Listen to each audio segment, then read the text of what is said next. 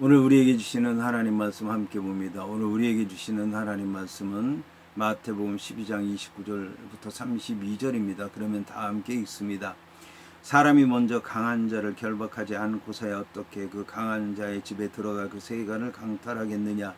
결박한 후에야 그 집을 강탈하리라. 나와 함께 아니하는 자는 나를 반대하는 자요, 나와 함께 모으지 아니하는 자는 해치는 자니라. 그러므로 내가 너희에게 이르노니 사람에 대한 모든 죄와 모독은 사하심을 얻되 성령을 모독하는 것은 사하심을 얻지 못하겠고, 또 누구든지 말로 인자를 거역하면 사하심을 얻되 누구든지 말로 성령을 거역하면 이 세상과 오는 세상에서도 사하심을 얻지 못하리라. 아멘. 오늘 말씀의 제목은 성령을 거역하는 일입니다. 그러면 본문의 말씀을 통해 함께 은혜 나누도록 하겠습니다. 이에 본문의 말씀을 보게 되면 사람이 먼저 강한 자를 결박하지 않고서야 어떻게 그 강한 자의 집에 들어가 그 세간을 강탈하겠느냐. 결박한 후에야 그 집을 강탈하리라고 하는 말씀으로 시작을 합니다. 본문에 강한 자를 결박한다라고 하는 말씀은 유대 문헌에 보게 되면 메시아의 도래가 시작되면 메시아가 사단을 결박할 것이라고 기록되어 있기 때문에 종말의 완성으로 이해하는 사람들도 있지만 순수하게 예수님의 사역에 관한 말씀으로 이해하는 것이 옳다고 생각을 합니다. 여기서 강한 자란 사단을 가리키는데 예수님께서는 자신이 귀신을 쫓아내는 행동을 통해서 자기가 이미 사단을 결박하고 있다고 말씀하고 있고, 예수님 자신이 귀신의 왕인 사단보다도 더 강한 자인 능력이 더 많으신 이라고 하는 사실을 말씀하고 있습니다. 이와 함께 이 세대의 종말이 지금 여기서 예수님을 통해서 이루어지고 있다고 하는 것을 보여주고 있습니다. 이처럼 예수님께서 사단을 특별히 강한 자로 표현한 것은 그 사단이라고 하는 존재가 인간의 능력으로는 당해내지 못할 정도로 막강하기 때문입니다. 이는 하나님의 나라가 이미 현존해서 악의 권세를 다스리고 있다는 말씀입니다. 그러므로 강한 자인 사단을 결박하기 위해서는 사단보다 더 강한 존재가 필요한데 그분이 바로 예수 그리스도라고 하는 것입니다. 예수님께서는 아담과 하와의 타락 이후에 세상을 미혹하는 영으로서 세상의 주관자가 되었던 사단의 시험에서 이기셨으며 공생애의 사역을 펼치는 가운데 하나님의 나라를 확장시키며 귀신을 쫓아내므로서 인간보다 강한 사단을 결박하신 것입니다. 예수님의 재림으로 말미암아 완성된 종말의 날이 될 때까지 그 강한 자인 사단의 세력은 여전히 이 세상에서 그 영향력을 막강하게 행사하고 있겠지만, 사단은 이미 예수에 의해서 결박되어 있는 존재라고 하는 것입니다. 본문에 어떻게 그 세간을 강탈하겠느냐라고 하는 말에서 세간이라고 하는 말의 문자적인 뜻은 그릇들입니다. 그런데 본문에서 세간이라고 하는 뜻은 결국 사단에게 사로잡힌 자, 즉 귀신 들린 자를 의미한다고 할 수 있습니다. 한편 강탈하다라고 하는 말은 약탈을 하는데 모두 털어가는 것을 의미합니다. 킹 제임스 버전에 의하면 특별히 강탈하고 한다는 말은 전쟁이 일어났을 때나 내란이 일어났을 때 적들로부터 물건을 샅샅이 약탈당한다라고 하는 뜻이라고 합니다. 따라서 이 말은 사단과의 싸움에서 승리하신 정복자 예수님께서 지금까지 사단이 마음대로 지배하던 세상에서 영혼과 육체 모두가 마귀의 지배를 받고 있는 사람들을 한 사람 한 사람씩 물건을 빼앗아 악의 세력에서 건져질 것이라고 하는 것을 말씀하는 것입니다. 그뿐만 아니라 빼앗은 그들 모두를 다시 인생의 원래의 주인이신 하나님께로 되돌려 보내시어서 하나님이 주시는 힘, 성령에 따라 사는 자가 되게 하시도록 하겠다고 하는 말씀인 것입니다. 이처럼 예수 그리스도의 권세 있는 사역은 십자가와 부활 사건 이전에부터 이미 활발하게 시작되고 있다고 하는 것을 보여주고 있습니다. 이 같은 사실은 이사야 49장 24절과 25절의 예언의 말씀이 이루어졌다고 하는 것을 말씀하는 것입니다. 이사야 49장 24절과 25절의 예언의 말씀을 보게 되면 용사가 빼앗은 것을 어떻게 도로 빼앗으며 승리자에게 사로잡힌 자를 어떻게 건져낼 수 있으랴. 여호와가 이같이 말하노라. 용사의 포로도 빼앗을 것이요 두려운 자의 빼앗은 것도 건져낼 것이니 이는 내가 너를 대적하는 자를 대적하고 네 자녀를 내가 구원할 것임이라고 하는 말씀이 이루어진 것이라고 할 수가 있습니다. 지금은 이미 이 땅에 오신 메시아 예수 그리스도의 시대이고 예수께서 사단의 소유물이 되었고 된 사람들을 하나하나 자신의 품으로 돌이키는 기간입니다. 따라서 지금은 예수님에 의해서 사단의 집이 약탈되어 가는 과정이며 사단의 집이 모두 털리게 되면 악의 세력에서 모든 사람이 풀려난 후에 예수님의 재림을 통해서 결박된 사단은 영원히 멸망당하게 될 것입니다. 누가복음 10장 17절과 18절에 보게 되면 70인이 기뻐하며 돌아와 이르되 주여 주의 이름이면 귀신들도 우리에게 항복하더이다. 예수께서 이르시되 사탄이 하늘로부터 번개같이 떨어지는 것을 내가 보았노라 고 하는 말씀에서 보듯이 70명의 전도인들에 의하면 주의 이름으로 귀신들이 그들에게도 항복하였으며 예수께서는 사단이 하늘로부터 번개같이 떨어짐을 보셨다고 말씀하고 있습니다. 사단이 권세에 무너짐은 상대적으로 하나님의 나라가 계속 힘차게 뻗어나고 있다고 하는 것을 말한 것이며 이러한 예수님의 사역은 하나님의 백성을 복음 전파와 그 실천적인 삶에 의해서 점점 더 진전되다가 마침내 그리스도의 재림으로 말미암아 완성될 것이라고 하는 것을 말씀하는 것입니다. 이어서 본문은 나와 함께 아니하는 자는 나를 반대하는 자요 나와 함께 모으지 아니하는 자는 해치는 자니라고 말씀하고 있습니다. 여기서 나를 반대하는 자는 해치는 자니라고 하는 말을 직역하면 그는 나를 대항하고 있다, 흩어버리고 있다라고 하는 뜻입니다. 본문의 두 개의 동사는 모두 현재 능동형으로 사용돼서 예수님께서 말씀하시는 지금 반대하고 해치는 일을 사단이 행하고 있다고 하는 사실을 나타내는 것입니다. 여기서 나와 함께 하지 아니하는 자라고 하는 말의 반대적인 의미는 마가복음 9장 40절에 우리를 위하는 자라는 말이고 누가복음 9장 50절에 너희를 위하는 자라는 말입니다. 그런데 이것은 마가복음에서는 예수님과 예수님의 제자들에게 무관심한 자들에 대해서 언급한 것이고 누가복음에서는 예수님을 따르기를 거부하는 사람들에 대해서 말씀하신 것입니다. 이에 비해 본문은 매우 직설적으로 중립적인 태도가 있을 수 없다고 하는 것을 말하고 있습니다. 이것은 하나님의 권세와 사단의 권세가 서로 투쟁하는 가운데는 중립적인 입장이란 있을 수가 없다고 하는 말씀인 것입니다.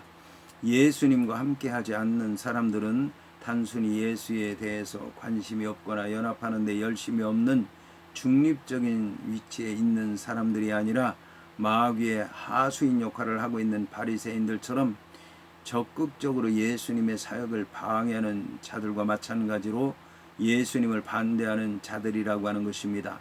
이 사람들은 지금 예수님에 대해서 대항하고 있으며 예수님께서 잃어버린 양들을 모으려고 하실 때 오히려 그 사람들을 흩어버리고 있는 자들이라고 하는 것입니다.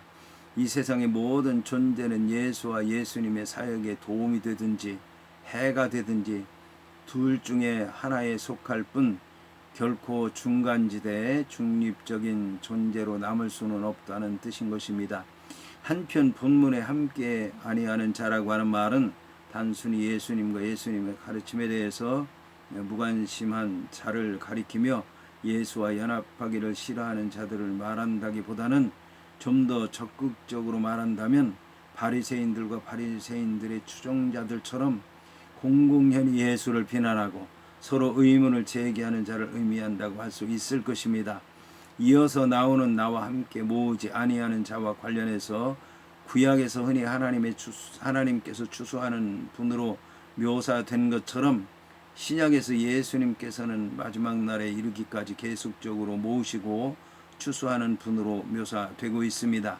그런데 바리새인들은 예수님의 기적 행위를 보고 예수님을 메시아로 고백하려고 하는 자들에 대해서 예수님께서 바알세불의 힘을 입은 자라고 거짓 증언함으로써 사람들이 예수를 영접하는 것을 방해하였습니다.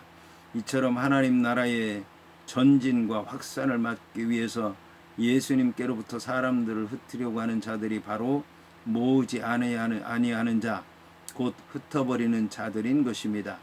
예수님의 위대한 사역은 바로 잃어버린 양을 찾아 모으고 또 모으는 것입니다.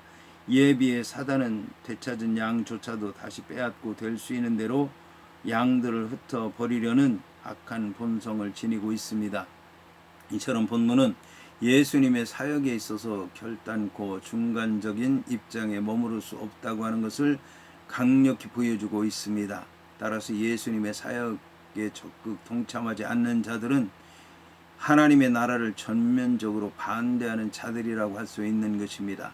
이어서 본문은 그러므로 내가 너희에게 이르노니 사람에 대한 모든 죄와 모독은 사하심을 얻되 성령을 모독하는 것은 사하심을 얻지 못하리라고 말씀하고 있습니다.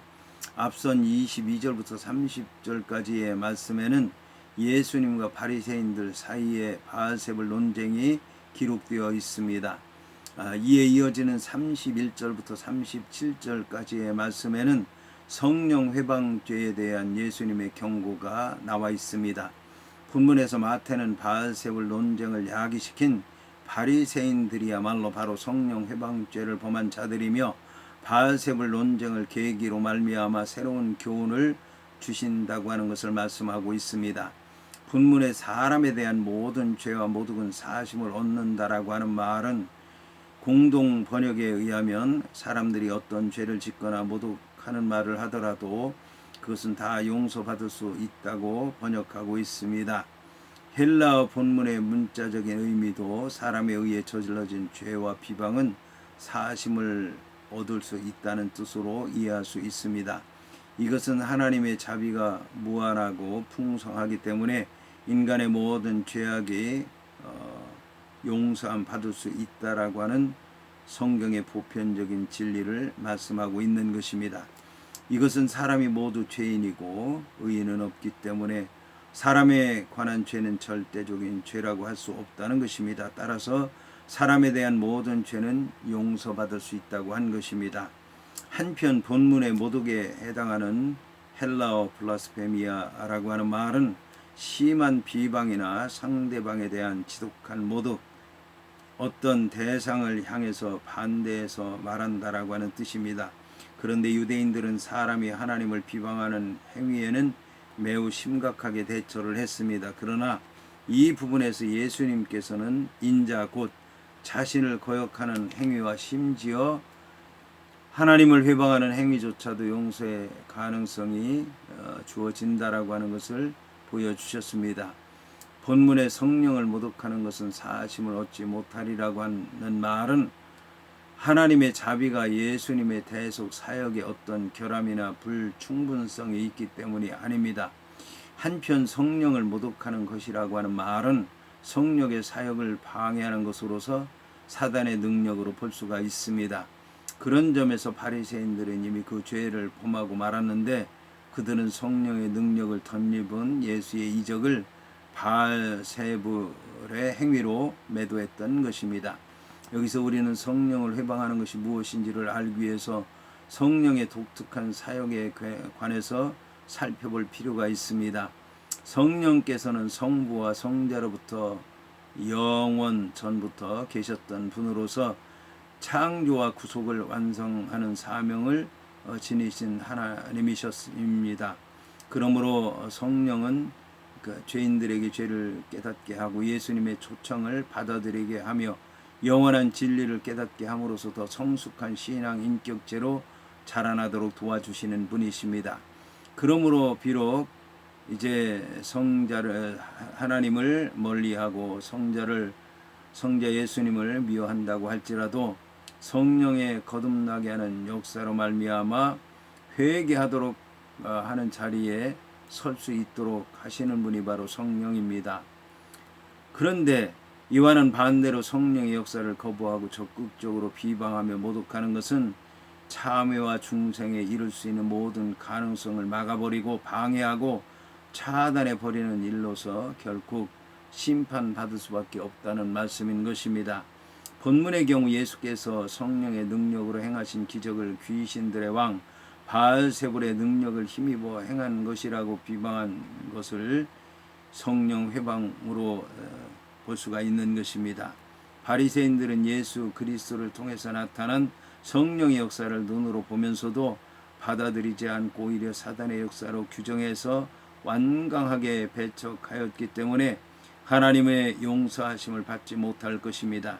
한편 신약과 구약을 통틀어서 용서받을 수 없는 죄에 대한 규정이 있습니다. 그것은 고의적으로 범한 죄, 고범죄인데 곧 의지적인 결단에 의해서 범한 죄를 가리킵니다. 다시 말하면 어떤 사람이 하나님의 말씀이 무엇이며 은혜의 빛이 어떻게 비치는가를 알면서도 의도적으로 그것으로부터 돌아서는 것을 말하는 것입니다. 이것은 부지중의 교회를 핍박했던 바울의 경우와는 전혀 다른 차원의 범죄인 것입니다. 이러한 범죄는 성령을 모독하는 것과 긴밀한 연관성이 있는 것입니다. 예수님께서 행하시는 놀라운 사역들인 치유와 금식과 부활하심과 같은 것들, 이런 것들은 분명히 하나님의 성령의 능력 안에서 행해지는 것이라고 하는 것을 충분히 알 수 있는 것인데도 불구하고 의도적으로 완강하게 부인하는 것은 결단코 용서받을 수 없는 것입니다. 그리고 성령의 역사가 분명한 것임을 알면서도 의도적으로 성령의 역사를 거부하고 성령께서 인간의 내면에 들어오셔서 감동하시고 감화하심에도 불구하고 성령의 역사를 고의적으로 배척하는 것은 모든 용서의 가능성을 완전히 막아버리는 일인 것입니다.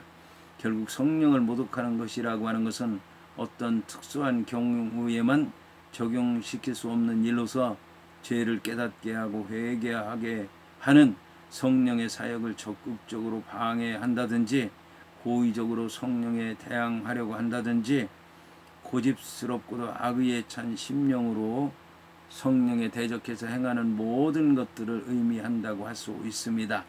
이어서 본문은 또 누구든지 말로 인자를 거역하면 사하심을 얻되 누구든지 말로 성령을 거역하면 이 세상과 오는 세상에서도 사하심을 얻지 못하리라고 말씀하고 있습니다. 여기서 또 누구든지 말로 인자를 거역하면 사하심을 얻으리라고 하는 말에서 모독에 해당하는 블라스페미아라고 하는 말은 의지적인 범죄로서 특별히 말에 의한 성령의 가르침을 강하게 포함하고 있습니다.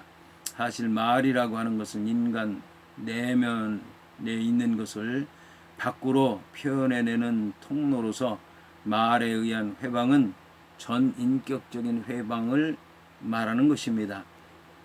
본문의 인자라고 하는 말은 마태가 일반적으로 말한 것에 의하면 예수 그리스도를 가리키는 말이라고 할 수 있습니다.